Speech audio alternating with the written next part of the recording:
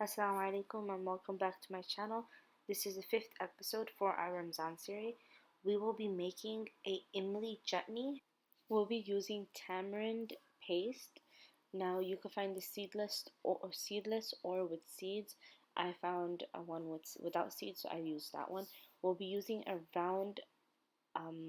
Originally I only took out 1/4, but then I wanted to make more, so then I ended up taking out 1/2.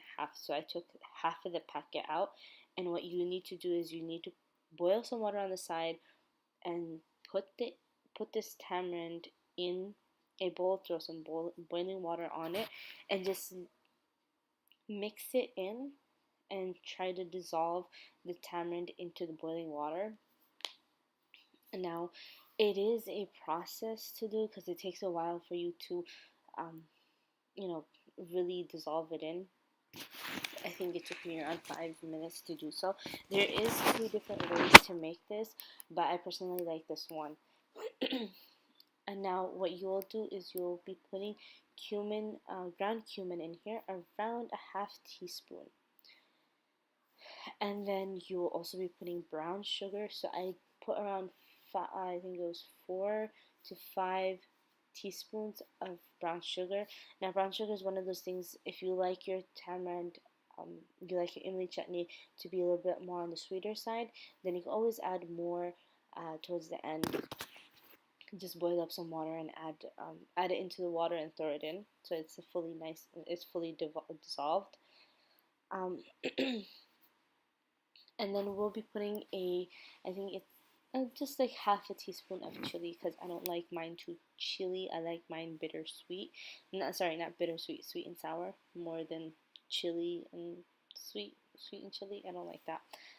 So you throw in the half teaspoon of chili powder. If you like yours with more spice, go ahead, throw a whole teaspoon in it.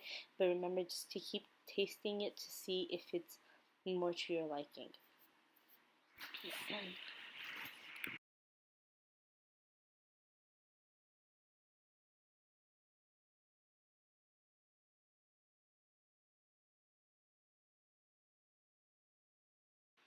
So now what you really need to do is just need to keep on mixing it until the tamarind paste is fully dissolved.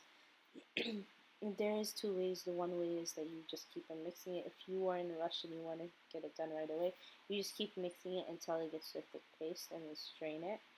But if you are not in that much of a hurry, then you could just leave it in the hot water, cover it, and just let it sit there until it dissolves by itself, mixing it every time you see it, whenever you feel like it.